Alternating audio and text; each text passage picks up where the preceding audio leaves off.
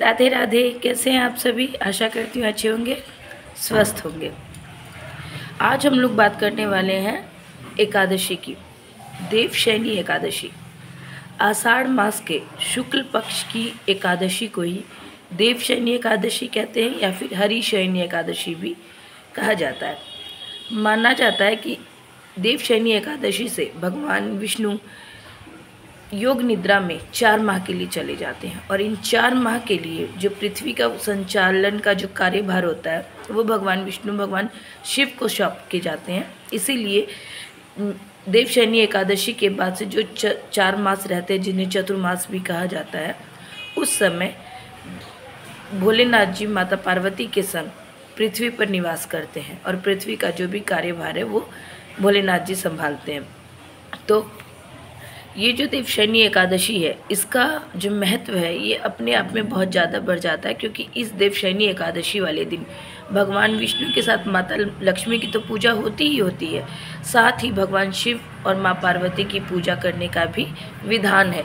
और इस साल जुलाई में 3 एकादशी का योग बना है, जो अद्भुत है, जो मतलब ऐसा संयोग है जो वर्षों में एक बार आता है। मतलब मास में 2 एकादशी लगती है, ये तो सबको मालूम है, लेकिन इस वर्ष जुलाई के महीने में 3 एकादशी लगी है। जी हाँ, इस वर्ष जुलाई के महीने में, जैसा कि पहली जो एकादशी थी वो 2 जुलाई को थी, जो कि आषाढ़ मास के कृष्ण पक्ष की एकादशी थी, जिसे योगिनी एकादशी के नाम से भी जाना जाता है। ठीक है। जो दूसरी एकादशी है वो जो आ रही है वो है 17 जुलाई को, आषाढ़ मास के शुक्ल पक्ष की जो एकादशी है, जो कि आपको 17 जुलाई को है, उसे ही माफ़ कीजिएगा, देवशयनी एकादशी के नाम से जानना जाता है। तो ये जुलाई की दूसरी एकादशी, और जुलाई में जो तीसरी एकादशी पड़ रही है वो 31 जुलाई को पड़ रही है। जी हाँ, सावन, ये जो 31 जुलाई को जो एकादशी है वो सावन माह के कृष्ण पक्ष की एकादशी है, जिसे कामिका एकादशी के नाम से भी जाना जाता है।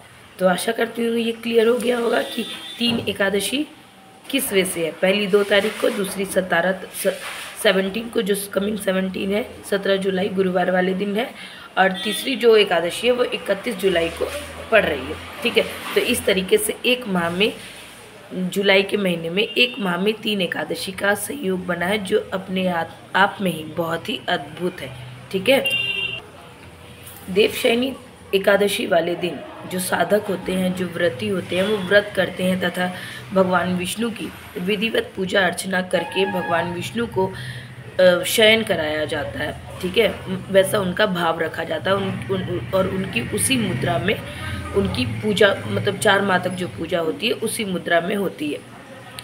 तो जो देवशयनी वाले दिन जो शयन करवाया जाता है भगवान विष्णु को, तो वो एक संपूर्णतः पूजा विधि द्वारा करवाया जाता है, जिसे आप ब्राह्मण को बुला करके भी कर सकते हैं। तो आइए जानते हैं कि जो देवशयनी एकादशी वाले दिन अगर आप घर पे ही पूजा कर रहे हैं बिना ब्राह्मण के, तो आप घर पे एक सरल भाव से, श्रद्धा भाव से कैसे देवशयनी एकादशी की पूजा को संपूर्ण कर सकते हैं। तो सबसे पहले पूजा विधि पे आते हैं। तो पूजा विधि को संपूर्ण करने के लिए सबसे पहले आपको एक चौकी लगानी है। चौकी पे लाल या पीला रंग का कपड़ा आपको बिछाना है। ठीक है। उस पर आपको भगवान विष्णु की जो भी आपके पास तस्वीर है, आपको उस तस्वीर को स्थापित करना है। उसके बाद उस तस्वीर के सामने आपको दीप जलाने हैं, उनको वस्त्र समर्पित करना है। वस्त्र ना हो तो आप कच्चा सूत भी समर्पित कर सकते हैं, वस्त्रम समर्पयामि, ऐसा कह करके। ठीक है। उसके बाद आपको भोग लगाना है, आपको मंत्रोच्चार के साथ पूजा करना है। अगर कोई मंत्रोच्चार आपको नहीं आता, कोई मंत्र नहीं आते, तो ओम नमो भगवते वासुदेवाय नमः, मात्र इस मंत्र का जाप आप करते रहिए। लेकिन ये जो मंत्र है, इसका जब जाप करें, तो अगर ये तुलसी की माला पे करें तो इसका जो फल होता है वो आपको कई गुना बढ़ के आपको मिलेगा। तो इस तरीके से आप भगवान विष्णु की पूजा अर्चना वंदना कर सकते हैं, उनके मंत्रों का जाप कर सकते हैं। उसके बाद आप जो देवशयनी एकादशी की कथा है, आप उस कथा को भी पढ़ सकते हैं, और उसके बाद कपूर से आरती की जाती है। तत्पश्चात भगवान को शयन करवाया जाता है और ऐसे मनोभाव रख के, ऐसे उनसे कृपा करके कि हे प्रभु, आप 4 माह के लिए सोने तो जा रहे हैं, पर ऐसी कृपा बना के रखना कि हमेशा मेरे साथ बने रहना, प्रत्यक्ष रूप से अप्रत्यक्ष रूप से आपका साथ मेरे सर पे हमेशा बना रहे। ऐसा भाव रखिएगा। अगर आपके घर में आप लड्डू गोपाल की सेवा करते हैं तो ये नहीं कि आपको लड्डू गोपाल जी को 4 माह के लिए सुलाना है, ऐसा नहीं करना है।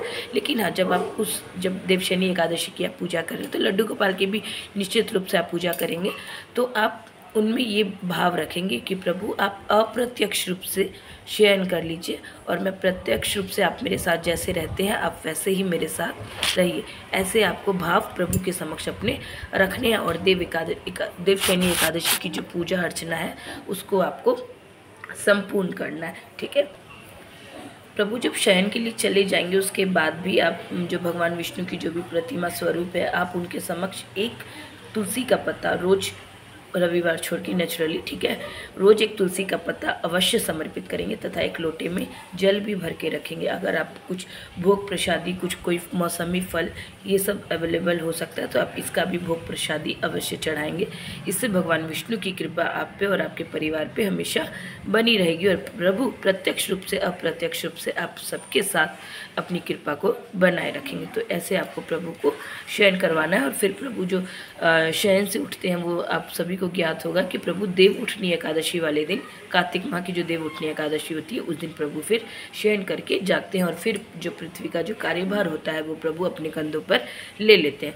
तो इस तरीके से आपको एकादशी की जो भी पूजा अर्चना है वो आपको करनी है। अब तो आइए, जो एग्जैक्ट मुहूर्त है वो क्या है।